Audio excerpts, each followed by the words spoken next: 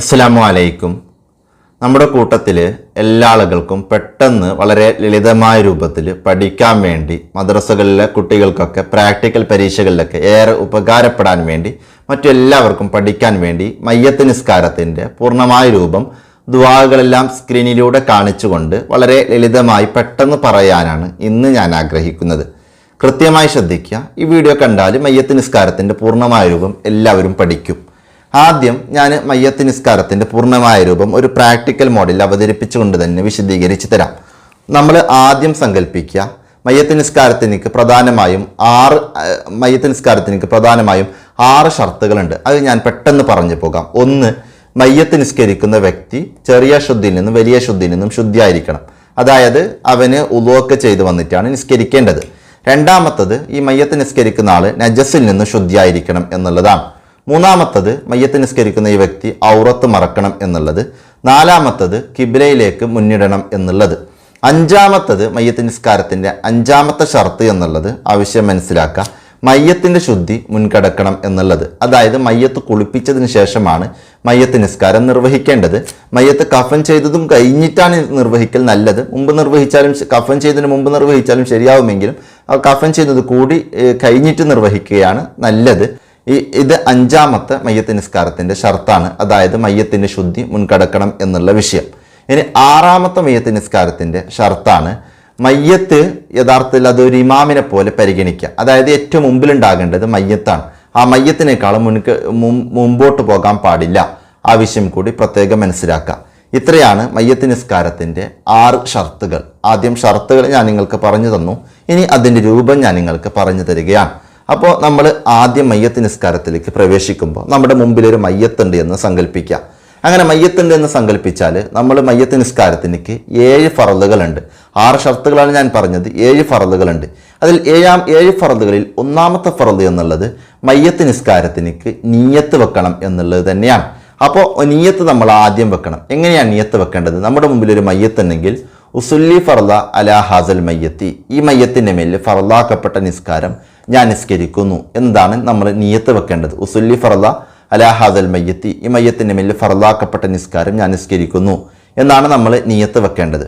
ഇനി മാത്രമല്ല, മയ്യത്ത് നമ്മുടെ മുമ്പിലില്ല, എവിടെയെങ്കിലുള്ള ഒരു മയ്യത്താണ്. ഒരു അബൂബക്കർ എന്ന് പറയുന്ന ഒരു വ്യക്തി, നമ്മുടെ നാട്ടിൽ നമ്മൾ അറിയുന്ന അബൂബക്കർ എന്ന് പറയുന്ന ഒരു വ്യക്തി മരണപ്പെട്ടപ്പോൾ മറുനാടുകൾ വെച്ച് നമ്മൾ നിസ്കരിക്കുകയാണെങ്കിൽ അബൂബക്കറിൻ്റെ മേലിൽ ഫറലാക്കപ്പെട്ട മയ്യത്ത് നിസ്കാരം ഞാൻ നിസ്കരിക്കുന്നു എന്ന രൂപത്തിൽ നിയത്ത് വെച്ചിട്ട് നമുക്ക് നിസ്കരിക്കാവുന്നതാണ്. ഇനി അതല്ല, വെള്ളിയാഴ്ചകളിലൊക്കെ ഇമാം ഒരുപാട് പേരുടെ മയ്യത്ത് നിസ്കാരം ഒന്നിച്ച് നിസ്കരിക്കുകയാണ്. അപ്പോൾ അത് ആരൊക്കെയാണെന്നത് പോലും നമുക്കറിയില്ല. അപ്പോൾ നമുക്ക് ഇമാം നിസ്കരിക്കുന്ന മയ്യത്തിൻ്റെ മേലിൽ ഫറലാക്കപ്പെട്ട നിസ്കാരം ഇമാമിനോട് കൂടെ ഞാൻ നിസ്കരിക്കുന്നു എന്ന രൂപത്തിൽ നിയത്ത് വെച്ചിട്ട് നമുക്ക് നിസ്കരിക്കാവുന്നതാണ്. ആവശ്യം പ്രത്യേകം മനസ്സിലാക്കാം. ഇനി ഇവിടെ നിയത്തിൽ മയ്യത്ത് നിസ്കാരത്തിൽ ജമാഅത്ത് സുന്നത്തുണ്ട ഒരു കാര്യമാണ്.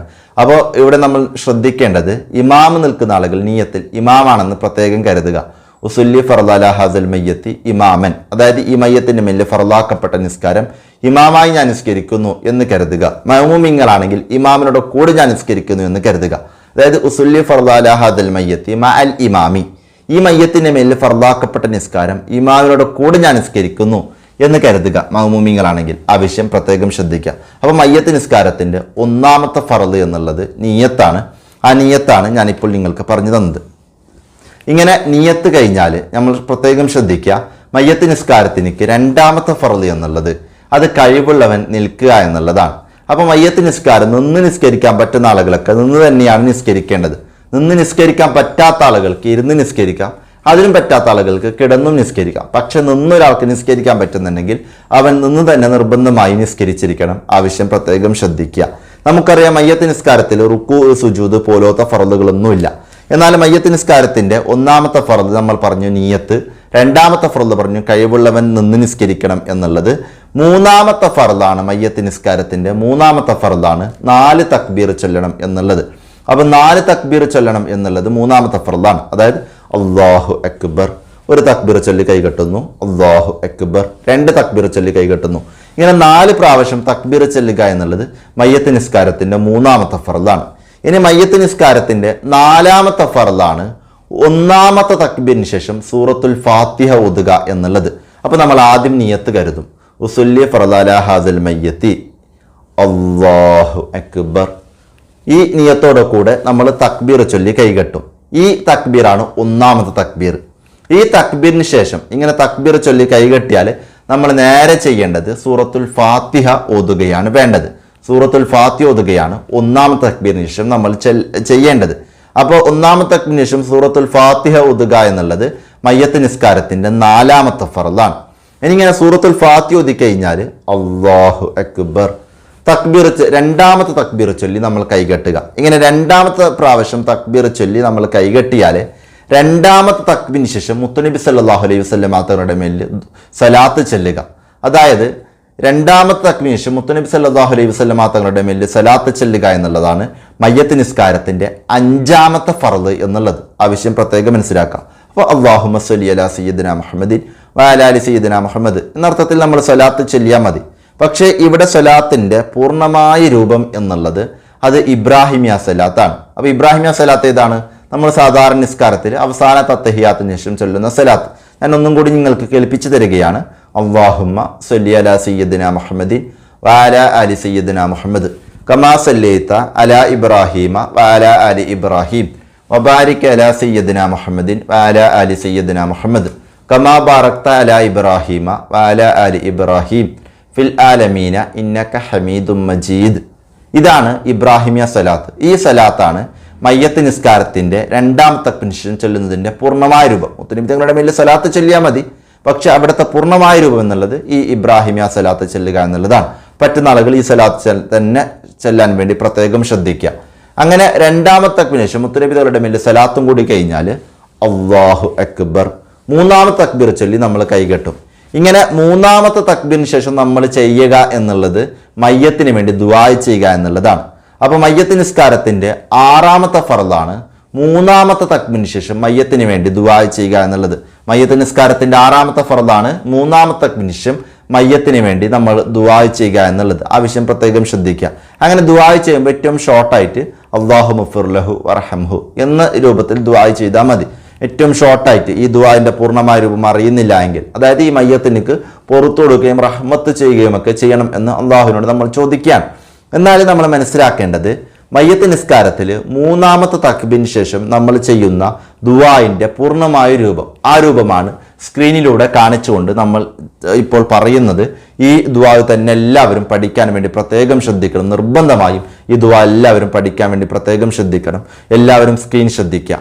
അതായത് മയ്യത്ത് നിസ്കാരത്തിന്റെ 3ാമത്തെ തക്ബീറിന് ശേഷം നമ്മൾ ദുആ ചെയ്യുന്നതിന്റെ പൂർണ്ണമായ ഒരു ദുആ ആണ് ഞാൻ നിങ്ങൾക്ക് കാണിച്ചു തന്നിട്ടുള്ളത്. അതായത് അല്ലാഹുമ്മ ഗ്ഫിർ ലഹു വർഹംഹു വഅഫു അൻഹു വആഫിഹി വഅക്രിം നുസലഹു വവസി മദ്ഖലഹു വഗ്സിൽഹു ബിൽമാഇ വസ്സൽജി വൽബറദി വനക്കിഹി മിനൽ ഖതായ കമാ യുനക്ക സൗബുൽ അബിയദു മിനദ്ദനസി വഅബ്ദിൽഹു ദാറൻ ഖൈറൻ മിൻ ദാരിഹി വഅഹ്ലൻ ഖൈറൻ മിൻ അഹ്ലിഹി വസൗജൻ ഖൈറൻ മിൻ സൗജിഹി വജീറാനൻ ഖൈറൻ മിൻ ജീറാനിഹി വഅദ്ഖിൽഹുൽ ജന്നത വഅയ്സുഹു മിൻ അദാബിൽ ഖബ്രി വഫിത്നതിഹി വമിൻ അദാബിൻ നാർ. ഇതാണ് മയ്യത്തിന്റെ 3ാമത്തെ തക്ബീറിന് ശേഷം നമ്മൾ ദുആ ചെയ്യേണ്ടത്. നമ്മൾ മനസ്സിലാക്കേണ്ടത് ഇവിടെ മയ്യത്ത് സ്ത്രീയാണെങ്കിൽ അല്ലാഹുമ്മ ഗ്ഫിർ ലഹ എന്ന് നമ്മൾ ആ ഹൂ പറയുന്നിടത്ത് ഹ എന്ന് പറഞ്ഞ് നമുക്ക് ദുആ ചെയ്യാവുന്നതാണ്. ഇനി അതല്ല ഹൂ എന്ന് പറഞ്ഞ് ദുആ ചെയ്താലും ശരിയാവുമെന്നുള്ളതും കിതാബിൽ കാണാം.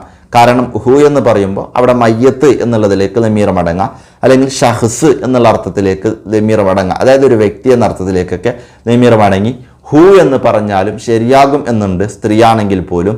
അപ്പോൾ പറ്റാണെങ്കിൽ സ്ത്രീയാണെങ്കിൽ ഹ എന്ന് പറഞ്ഞ് ദുആ ചെയ്യുക, അതല്ല ഹു എന്ന് പറഞ്ഞാലും ശരിയാകും എന്നൊക്കെയുണ്ട്. ഇനി അത് മാത്രമല്ല, 2 മയ്യത്തിൻ്റെ മേൽ നമ്മൾ നിസ്കരിക്കുമ്പോൾ ഇവിടെ ഹു എന്ന് പറയുന്നിടത്ത് ഹുമ എന്ന് പറയാൻ വേണ്ടി പ്രത്യേകം ശ്രദ്ധിക്കുക. ഹുമ എന്ന് പറയാൻ വേണ്ടി പ്രത്യേകം ശ്രദ്ധിക്കുക.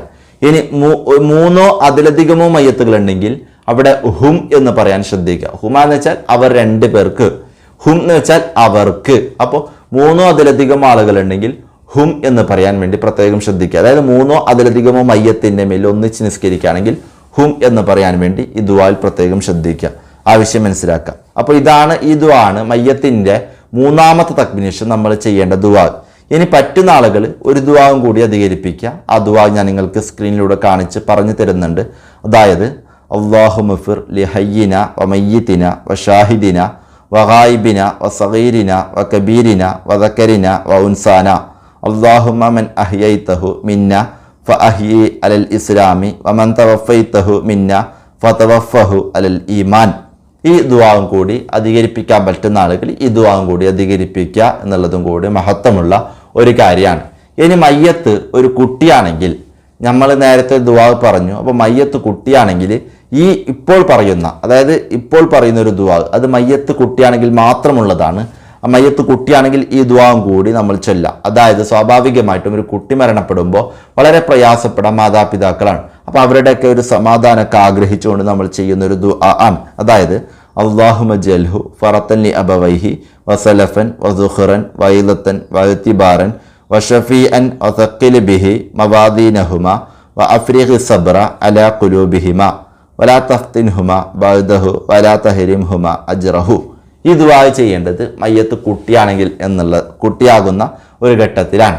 അപ്പോൾ മൂന്നാമത്തെ തക്ബീറിന് ശേഷം മയ്യത്തിന് വേണ്ടി ദുആ ചെയ്യുക എന്നുള്ളതാണ് മയ്യത്ത് നിസ്കാരത്തിൻ്റെ 6ാമത്തെ ഫർള്.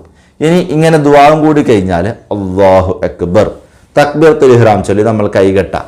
ഇങ്ങനെ തക്ബീറത്തുൽ ഇഹ്റാം ചൊല്ലി കൈകെട്ടി 4ാമത്തെ തക്ബീറിന് ശേഷം സലാം വിട്ടുകയാണ് വേണ്ടത്. അപ്പോൾ മയ്യത്ത് നിസ്കാരത്തിൻ്റെ 7ാമത്തെ ഫർള് എന്നുള്ളത് 4ാമത്തെ തക്ബീറിന് ശേഷം സലാം വിട്ടുക എന്നുള്ളതാണ്. എന്നാൽ നമ്മൾ മനസ്സിലാക്കേണ്ടത് ഈ സലാം വീട്ടുന്നതിന് മുമ്പായിട്ട് ഒരു ദുആവും കൂടി സുന്നത്തുണ്ട്. അതായത് അല്ലാഹുമ്മ ലാ തഹരിംന അജ്റഹു വലാ തഫ്തിന്ന ബഅദഹു വഗ്ഫിർ ലന വലഹു. ഈ ദുആ ചെയ്യുക എന്നുള്ളത് പ്രത്യേകം സുന്നത്തുള്ള വിഷയമാണ്. ആ വിഷയം പ്രത്യേകം ശ്രദ്ധിക്കുക. 4ാമത്തെ തക്ബീറിന് ശേഷം ഈ ദുആ നിർബന്ധമില്ല, പക്ഷെ സുന്നത്താണ്. പറ്റുന്ന ആളുകൾ ഈ ദുആവും കൂടി കഴിഞ്ഞ് റബ്ബനാതിനാ ഫിദ്ദുനിയ ഹസനതൻ വഫിൽ ആഖിറതി ഹസനതൻ വഖിനാ അസാബന്നാർ എന്ന ദുആവും കൂടി ഉൾക്കൊള്ളിക്കുക. എന്നിട്ട് നമുക്ക് സലാം വിട്ടാവുന്നതാണ്. അപ്പോൾ 4ാമത്തെ തക്ബീറിന് ശേഷം സലാം വിട്ട എന്നുള്ളത് നിർബന്ധമുള്ള കാര്യമാണ്. ആ സലാം വിട്ടതിന് മുമ്പായിട്ട് ഈ ദുആ പറയുക എന്നുള്ളതാണ് ഞാൻ പറഞ്ഞത് മഹത്വമുള്ളൊരു കാര്യമാണ് എന്നുള്ള വിഷയം. എന്നാൽ നമ്മൾ മനസ്സിലാക്കേണ്ടത് വളരെ പ്രധാനപ്പെട്ട ഒരു കാര്യം, സലാം വീട്ടുമ്പോൾ അസ്സലാമു അലൈക്കും വറഹ്മത്തുള്ളാഹി വബറകാതുഹു, അസ്സലാമു അലൈക്കും വറഹ്മത്തുള്ളാഹി വബറകാതുഹു. ഇങ്ങനെ പൂർണ്ണമായ അർത്ഥത്തിൽ തന്നെ സലാം വീട്ടുന്ന ആളുകൾ, 2 ഭാഗത്തേക്കും സലാം വീട്ടുന്ന ആളുകൾ അങ്ങനെ തന്നെ സലാം വീട്ട ആ വിഷയങ്ങൾ പ്രത്യേകം ശ്രദ്ധിക്കുക. ഇനി ഇത് മയ്യത്ത് നിസ്കാരത്തിൻ്റെ അപ്പോൾ 7 ഫർളുകൾ പറഞ്ഞു, അതിൻ്റെ രൂപം പറഞ്ഞു, ദുആകളെല്ലാം ഞാൻ നിങ്ങൾക്ക് പറഞ്ഞു തന്നു. ഒപ്പം കുറച്ച് സുന്നത്തുകൾ കൂടി പറഞ്ഞ് നമുക്ക് അവസാനിപ്പിക്കാം. അതായത് മയ്യത്ത് നിസ്കാരത്തിൻ്റെ വളരെ പ്രധാനപ്പെട്ട സുന്നത്തുകൾ കൂടിയാണ് ഞാൻ നിങ്ങൾക്ക് പറഞ്ഞു തരുന്നത്.